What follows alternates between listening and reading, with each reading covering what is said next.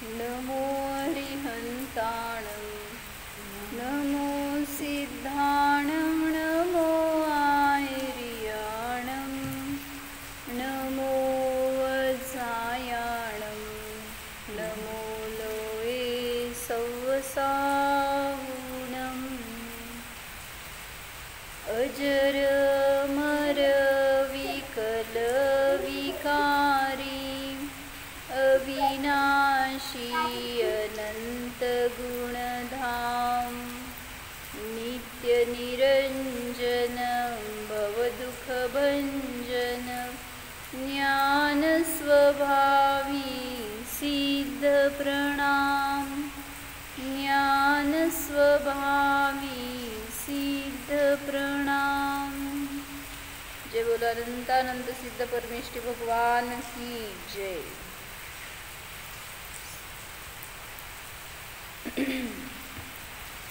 सिद्धांची जय मला बघतो आपण।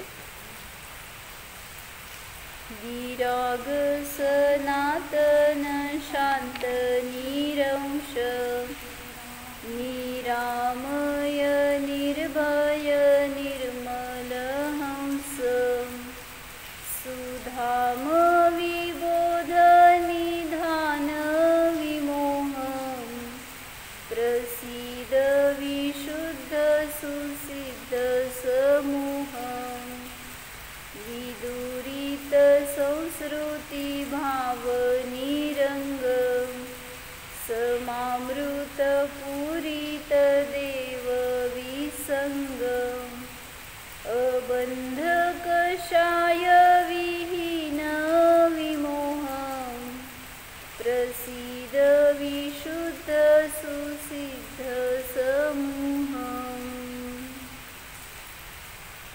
काय सांगितलं अर्थ? विदुरित संस्कृती भाव निरंग म्हणजे काय सांगितलं होतं? वही पेन नाही आणली तुम्ही? वही पेन नाही आणली का नाही आणली? तर काय अर्थ सांगितलं तो?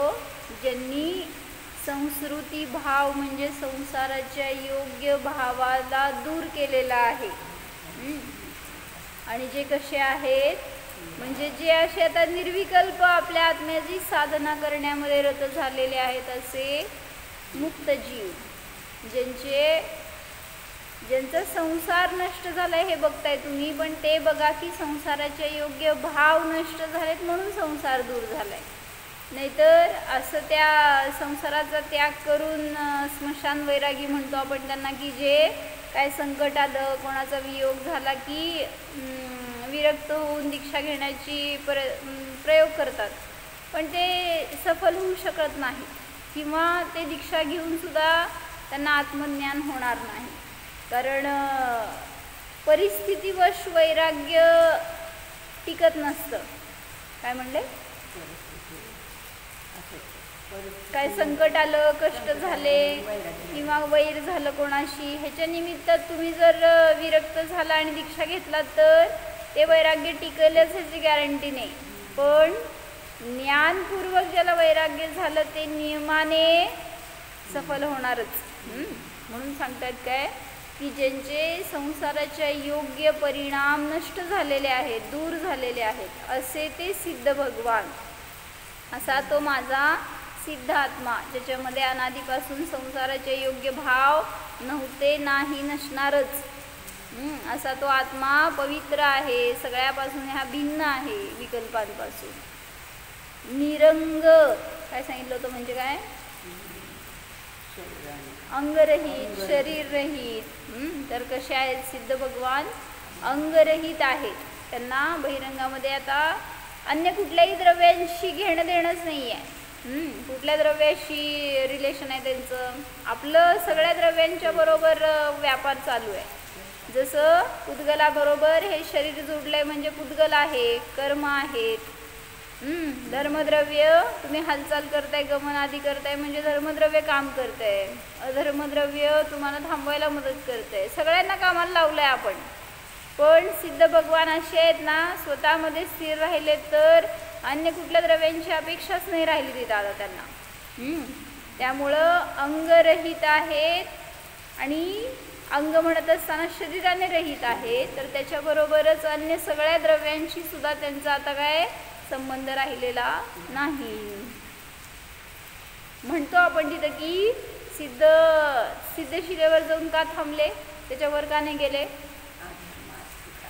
हां, मग तिथं तुम्ही ते सांगता म्हणजे आलं का नाही आधार, म्हणजे अन्य द्रव्यांची मदत घेतली का नाही हो. अधर्मद्रव्य पुढं नाही आहे म्हणजे तिथं आहे म्हणून तिथंपर्यंत जाऊन थांबले. आकाशद्रव्य जागा द्यायला मदत करते म्हणजे ते पण तिथं आहे. कालद्रव्य परिणमन करते म्हणजे आहे. म्हणजे तुम्ही म्हणताय तिथं बाकीची द्रव्य पण आहेत म्हणून, पण आपल्याला जसं आपल्या कार्यासाठी त्या सगळ्या द्रव्यांची आवश्यकता पडते तशी त्यांना तिथं निमित्त रूपाने आहेत म्हणतो आपण, पण त्यांचं तर कार्य सगळं स्वतःमध्ये निरंतर चालू आहे. त्यामुळं बाह्य कुठल्या द्रव्यांच्यामुळं त्यांचं कार्य अडत नाही. आपलं सुद्धा कार्य अडत नाही. आपण फक्त डिपेंडंट राहतोय की ही वस्तू मिळायला पाहिजे तर सुख आहे, असं त्या मुलाचं बदल व्हायला पाहिजे, परिणमन व्हायला पाहिजे तर सुख आहे.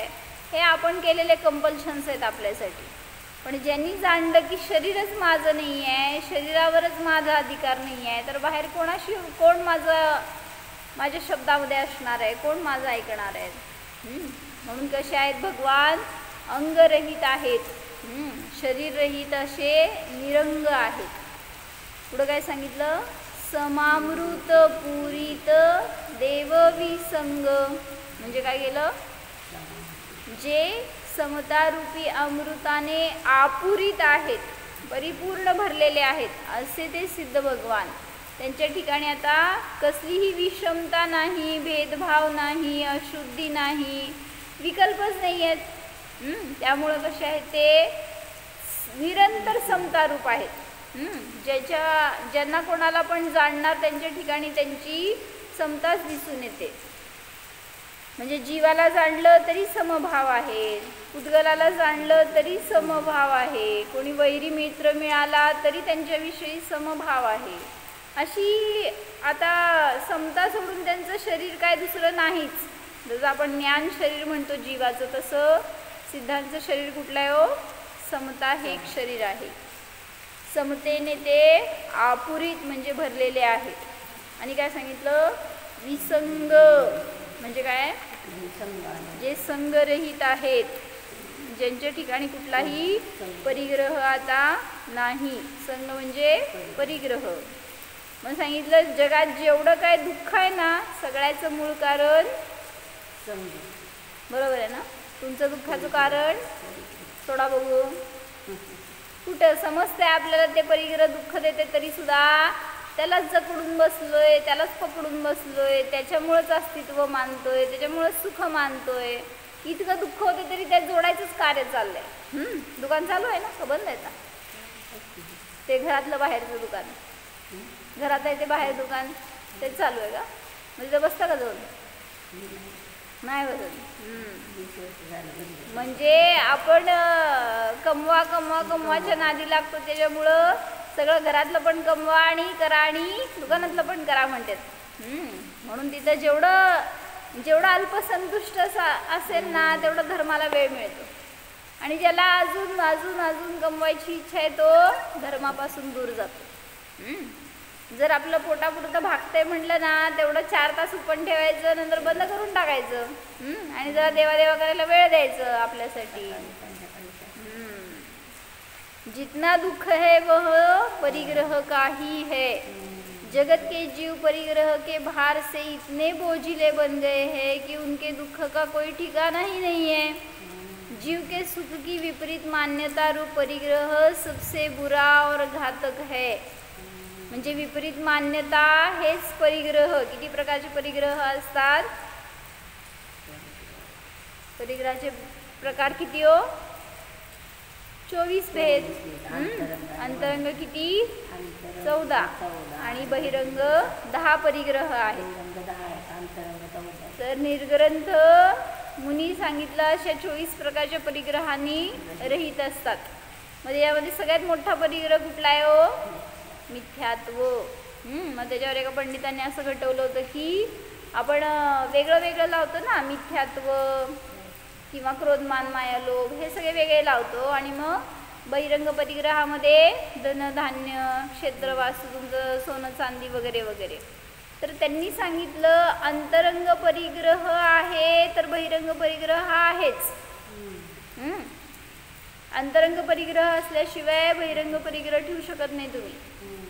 तर त्यासाठी त्यांनी त्या 10 प्रकारच्या अंतरंग परिग्रहाला प्रत्येकी बहिरंग परिग्रहाबरोबर जोडून सांगितलं. म्हणजे कसं मिथ्यात्व जे मिथ्या भाव आहेत मिथ्या परिणाम आहेत ते कोणाविषयी लावा इकडं क्षेत्राविषयी मिथ्यात्व की हे माझं आहे हे सुखाला कारण आहे. वास्तू घर माझं सुंदर मी बांधलं त्याच्यामुळं मला सुख आहे हे मिथ्यात्व.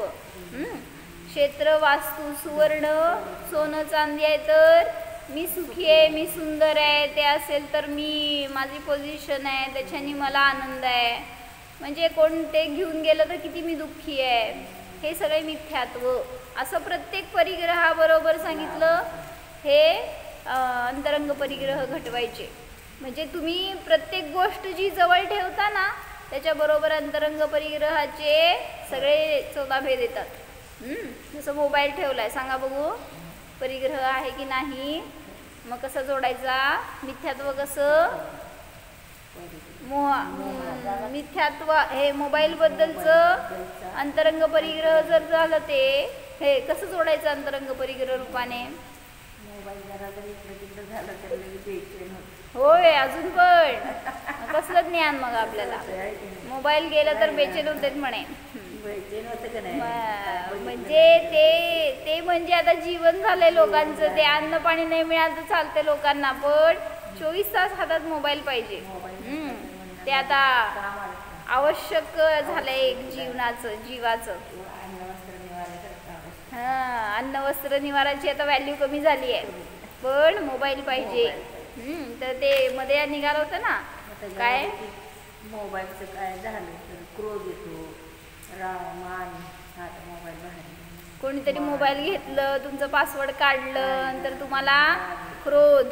कोणीतरी म्हणलं कसलं मस्त आहे मोबाईल एकदम वेटलेस आहे एकदम नवीन मॉडेलचं आहे मायाचारी. कसं ते लॉक घालता म्हणजेच मायाचारी आहे. आमचं कोणी बघू नये. आणि लोभ म्हणजे काय त्याच्यामध्ये बघायचं तर किती मोह आहे हे बघू ते बघू ते बघू ते लोभ झाला. किंवा कोणी देतो म्हणलं की कोण नको म्हणणार आहे. एक आहे तुमच्याजवळ अजून कोण देतो म्हणलं की लोभ त्याचा आहेच. म्हणून काय सांगतो तुम्ही आता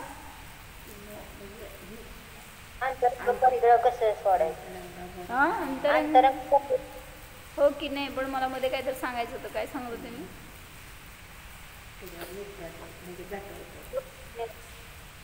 एक वाक्यामध्ये काय बोलले मी.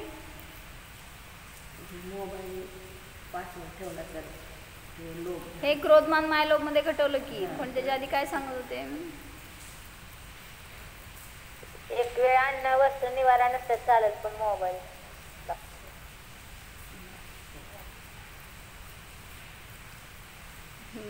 लक्षात आलं सांगतो. तर काय सांगितलं जे काय सगळं परिग्रह दुःख आहे जीवाला ते सगळ्याचं कारण कोण आहे परिग्रह. दुःख परिग्रहाचे 24 भेद आहेत आणि ते सगळे 24 भेद तुम्हाला अनंत प्रकारचं दुःख द्यायला बसलेत. तरी पण जीव काय करतो त्याच्यामध्येच अडकतो.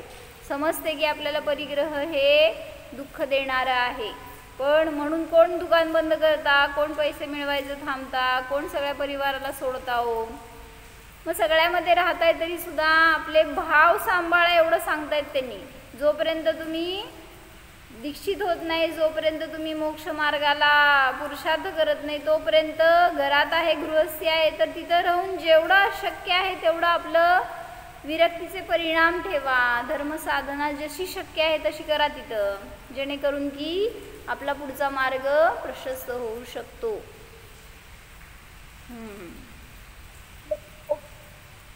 आज राजू भैया गेला की रिक्षा घ्यायला पलटनला. तुम्ही का नाही गेला मग. तुम्ही का बसलाय अजून परिग्रहात. इंद्रजित भैया म्हटलं की ह्यांना चला आम्ही तुम्हाला सोडतो ह्यांची पण भाऊ जाणते दिसते. मग तुम्ही धरला काय? थांबा आपण दोघं मिळून घेऊ असं म्हणला का? सीतेसारखं अडकून बसाल. असं म्हणते मला. हा? मला म्हणते की मला हे म्हणते तू घे मग आपण दोघं घेऊ. आपण दोघं संसार असतोय होय तिथं. दीक्षा घ्यायची तर आपण दोघं नसते, एक एकटच असते. त्यामुळं लवकर पुरुषार्थ करा, लवकर करा आपली साधना. चला, जीव के खुद की विपरीत मान्यता हे सगळ्यात मोठं परिग्रह आहे. ते असताना चेतन अचेतन परिग्रह ते त्याच्या दुःखामध्ये निमित्त कारण बनतं. जे काय तुम्ही चेतन आणि अचेतन परिग्रह ठेवता त्याच्या निमित्तामध्ये जीव दुःख भोगतो. मूल में परभावों का संग छोड़ना सबसे बड़ा महत्व का काम है. काय म्हणले? म्हणून तुम्ही प्रवचन सारच्या 159 गाथेमध्ये काय वाचता हो? काय हेडिंग त्याचं? हा, किती वेळा घेतली की जिजूबाईंनी गाथा? ती गाथा सोडा, ते फक्त हेडिंग सांगितलं होतं. मी त्या हेडिंगची जवळपास 15 प्रवचन ऐकली असतील नुसती. काय होतं ते? आहे का प्रवचन सार? घ्या जवळ. काय सांगितलं?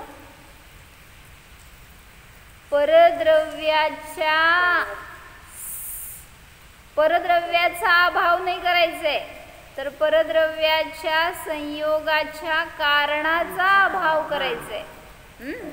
म्हणजे मी परद्रव्यामुळे दुःखी नाही आहे, तर परद्रव्य संयोग कारण, त्या परद्रव्याच्या संयोगाचं जे कारण आहे त्याचा विनाश करायचा अभ्यास करायचा आहे, हे सांगायला. तर इथं पण तेच सांगतात की परभाव हे मोठा परिग्रह आहे तुमचा. परामध्ये अडकलेले जे परिणाम आहे तोच परिग्रह आहे. अनादि से जीव जो नहीं कर पाया वह यही कि इसने अपनी भूल को भूल नहीं समझा. भूल को भूल न समझने का कारण है अपना वास्तविक स्वरूप न समझना. म्हणजे चुकतो असं वाटतंय का हो तुम्हाला? संसार करतो चुकतोय वाटतंय का नाही?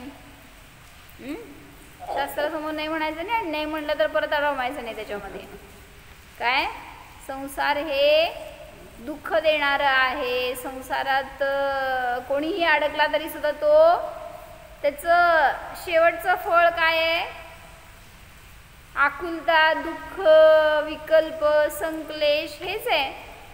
हे किती जणांना स्वीकार आहे? जसं संसार भावनेमध्ये म्हणतो ना आपण, काय म्हणतो? मंथन करे दिन रात जलघृत हाथ में आवे नहीं. रजरेत पेले रात दिन पर तेल जो पावे नहीं. सद्भाग्य बिन जो संपदा मिलती नहीं. व्यापार में निज आत्मा के भान बिन त्यों सुख नहीं संसार में. काय सांगितलं? निज आत्म्याच्या भान असल्याशिवाय, ज्ञान असल्याशिवाय संसारामध्ये सुख नाही. मग तुम्ही किती परिग्रह जोडा, किती आनंदाच्या वस्तू गोळा करा, पण तरी सुद्धा तुम्ही त्यात सुखी होऊ शकत नाही. मग त्याच्याने सुख हीच मोठी भूल आहे, आणि त्या भूलला भूल मानत नाही ही दुसरी चूक आहे. परिग्रह का जोडता हो तुम्ही? कारण काय मागचं? निसंग का नाही होत? निर्ग्रंथ का नाही होत? काय कारण? किती सहज सहज सांगतो की नाही आपण. मोह म्हणजे त्या शब्दाचा भाव असेल माहिती का? मोह हे 2 शब्द आहेत, तर त्या 2 शब्दांनी संसार आहे तुमचा. म्हणजे जे काय करताय ना धर्माच्या नावावर तुम्ही, त्याच्या मागे एवढाच उद्देश असू द्या की या सगळ्याच्या मागचं कारण, मोठं कारण जे आहे तो मोहरूप भाव, त्याला मला नष्ट करायचं आहे, तर मी सुखाने जगू शकतो. एकदम निर्विकल्पता प्राप्त होणार आपल्याला, अन्यथा नाही. अपने शुद्ध स्वरूप को पहचान ले तो अनादि की चली आई मिथ्या अहंकार ममकार की भूल तुरंत समझ में आ जावे। लेकिन जीव पर के संयोग में जब इतना तन्मय हो गया कि वह अपने को भूल पर को ही अपना मानने लगा, तो उस पर पुद्गल ने भी उस पर निमित्त रूप से असर डाला। वस्तुतः प्रत्येक द्रव्य का असर अपना अपने में ही है, दूसरे पर कुछ भी नहीं। लेकिन उन निमित्तों के कारण वे जीव या पुद्गल अपने उपादान से उस रूप परिणमते हैं। म्हणजे बहिरंगामध्ये कोणी कोणाचं बदलवणारं नाही आहे, कोणी कोणाला प्रभावित करणारं नाही आहे।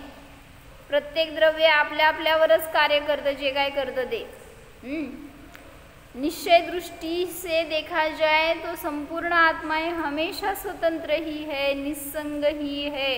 कोणाचं सांगायले तुम्हाला दीक्षा घ्यायची वाटतंय, टेन्शन येतंय ना, तर सांगतायत की तुमचं स्वरूप सुद्धा निस्संग आहे। तुमच्या पण स्वभावामध्ये कुठला परिग्रह नाही। असं आपलं सगळ्या बाह्य विकल्पाने, परिग्रह म्हणजे सगळ्यात मोठा विकल्प मागत त्याच्याबद्दलचा, तोच सगळ्यात मोठा परिग्रह आहे। त्याच्याने जो रहित झाला तर त्याला सुखच सुख आहे। म्हणून निसंगता, विसंगता, निर्ग्रंथता हे सांगितलं की तुम्हाला उपयोगी आहे, तुमच्या उपयोगाच्या स्थिरतेसाठी। म्हणून त्याच्या मागची मूर्छा सोडायला पाहिजे। पुद्गल परमाणु भी जीव का संगी नहीं बन सकता है और न जीव परमाणु का। फिर भी एक क्षेत्रावगाही होकर आप में जो आश्रय अपेक्षा या कहिए अशुद्ध निश्चय से एक दूसरे के विकर्म विकारक बनते हैं, तो उसी दृष्टि से उनमें संगपना भी कहलाने लगता है। म्हणजे विकार हे संग आहे। बाहेर परिग्रह असू दे नाही तर नसू देत ते परिग्रह, तो संग असो नाही तर नसो, पण जीवाचा खरा परिग्रह काय आहे? विकार। म्हणून काय सांगितलं होतं कथानं, परिग्रह जोडायला जाताना तुम्ही, तर त्यासाठी परवा एकदा माताजींनी सांगितलं होतं काय, तो राजा असतो आणि त्या राजाला पण काय म्हणायचं, संपत्तीचा मोह, जेवढी मिळाली तेवढ्यावर समाधान नाही तर अजून कमवायचं, अजून कमवलेली ठेवायचं कुठं, तर ह्याच्यासाठी राजा आणि मंत्री दोघांचं प्लॅन झालं होतं। आणि मंत्र्यांनी काय केलं, सांगितलं की आपण एका जंगलमध्ये एक गुफा आहे, त्या गुफेमध्ये ठेवू आणि त्याचं लॉक अँड की असेल तर ते फक्त ह्या दोघांनाच माहीत असणार आणि दोघांकडेच चाव्या असणार, 2।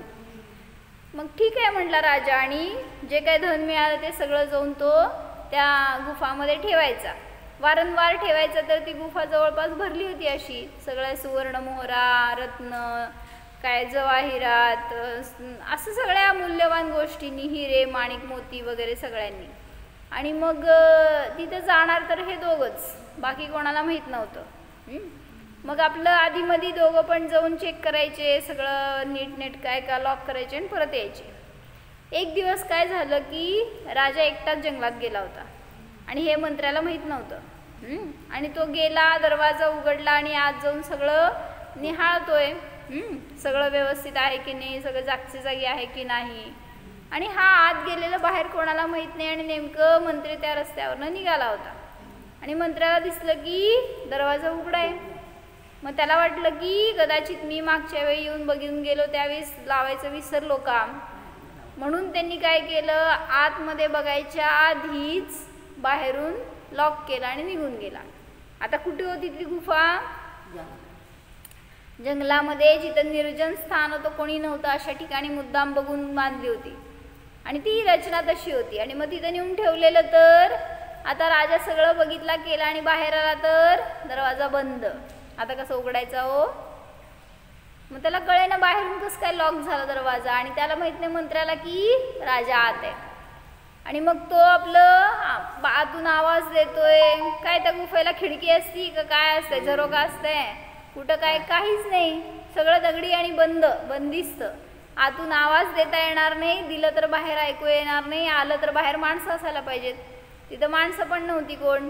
मंत्री तर लॉक केला आणि चावी घेऊन निघून पण गेला. म्हणजे मंत्र्याचा दोष नव्हता, फक्त मंत्र्यांनी विचार केला होता की माझ्याकडून चुकून उघडं राहिलं असेल म्हणून तो बंद केला आणि निघून गेला. पण राजाची वेळ अशी होती वाईट की त्याला असं सगळं भोगावं लागलं. पुढं काय झालं, हाक मारली शेवटी दमला, आवाज दिले, पण तो थोडी ते तुमच्यासारखं लाकडी दरवाजा होतं, त्याला काय बेल होती, कायच नाही. दगडी दरवाजा म्हणल्यावर त्याला हात मारून सुद्धा बाहेर काय आवाज जाणार नाही.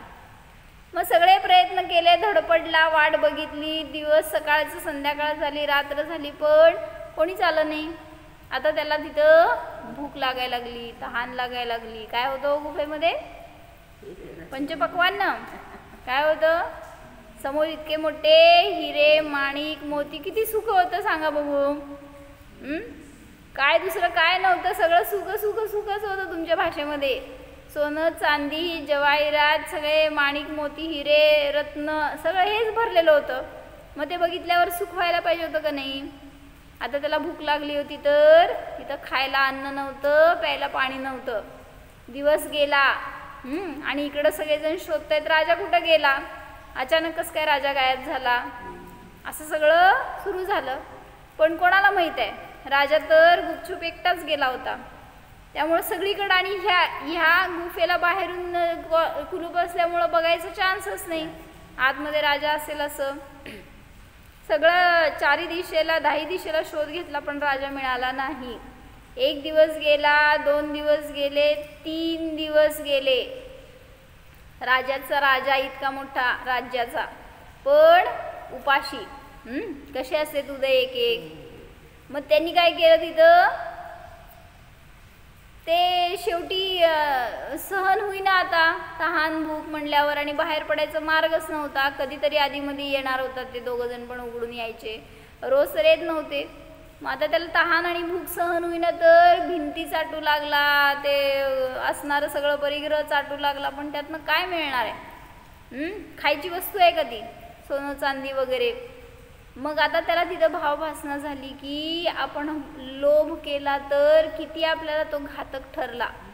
म्हणजे जो पण परिग्रह आहे ना, त्यांनी जो परिग्रह सांभाळला, गोळा केला, त्याची वृद्धी करायचा प्रयत्न केला, त्यात आपला उपयोग अडकवला, तर त्याला हे सगळं फळ भोगावं लागलं. आणि मग काय झालं, शेवटी आता तडफडून त्याचे प्राण जायची वेळ आली. अंगातली सगळी शक्ती संपली, एक ठिकाणी निश्चित पडून होता. कोण, इतक्या मोठ्या राज्याचा सम्राट, राजा.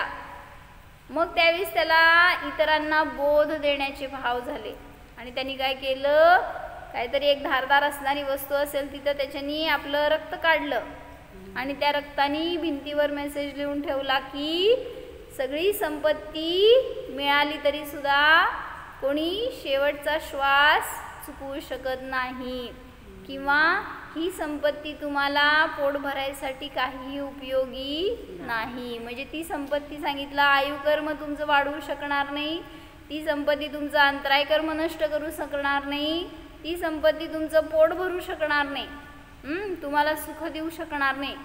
आता त्याजवळ इतकी असताना पण का सुखी नव्हता तो.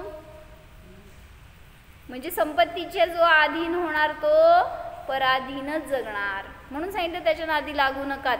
आणि झालं काय, शेवटी राजा त्याच्यामध्ये मेला.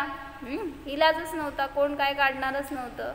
असे अनेक दिवस गेले. राजाचं प्रेत आत पडलंय बरं का. आणि मग आता एक दिवस राजाला हुडकून हुडकून थकले सगळेजण, आणि एक दिवस सहज मंत्र्याला उटकी उठली, आणि त्यांनी काय केलं, परत एकदा दहन चेक करू म्हणून त्या गुफेचा दरवाजा उघडला. काय झालं, असा आतून असा भयंकर घुसमटलेला वास यायला लागला. ते प्रेत सडलेलं होतं तिथं इतक्या दिवसांचं, तर त्याचा सगळा वास घुमत होता. आणि ते दरवाजा उघडला की तिथं तो वास आला. म्हणल्यावर सगळ्यांनी अजून पाहिलं तर काय दिसलं, असे सगळ्या त्या सोन्यामध्ये, त्या रत्नांमध्ये पडलेली त्याची बॉडी, सगळं असताना सुद्धा सुख नाही. आणि मग ते मेसेज सगळ्यांनी वाचलं की धन हे सुखाला कारण नव्हतं, नाही नसणार.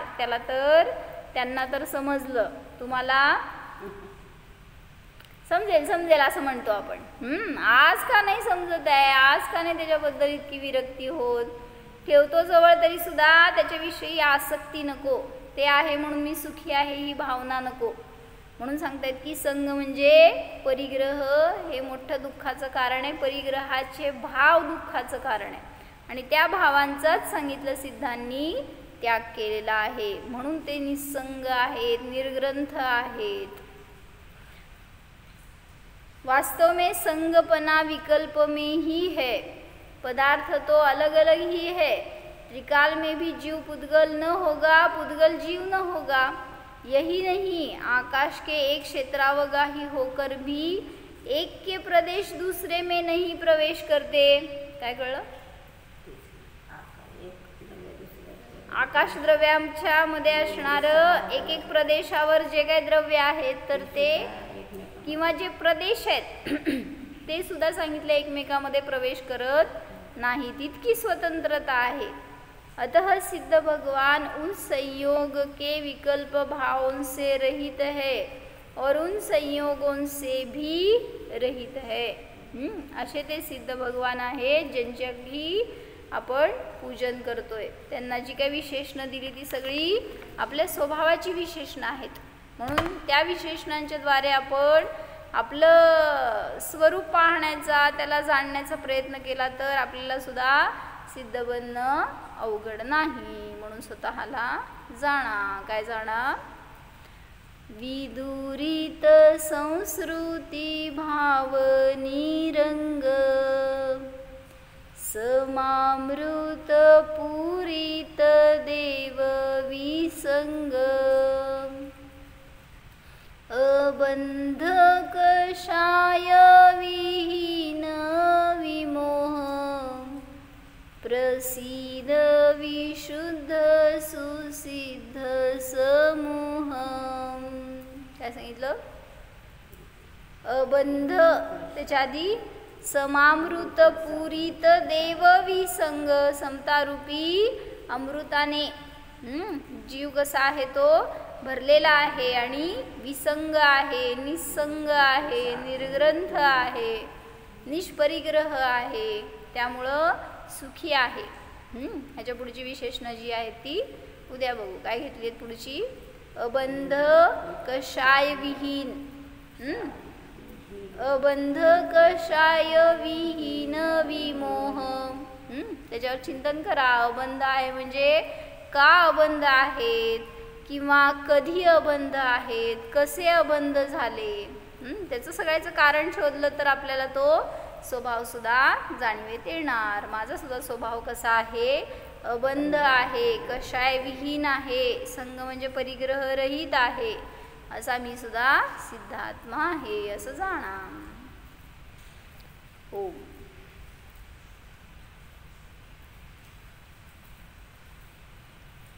जाणा.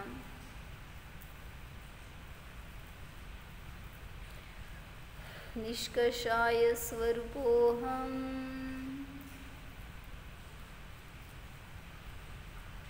अबंध स्वरूपोऽहम्,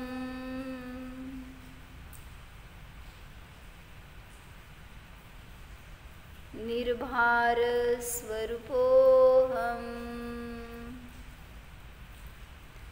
ओम.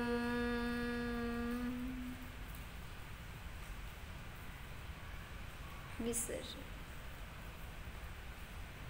नमो अरिहंता.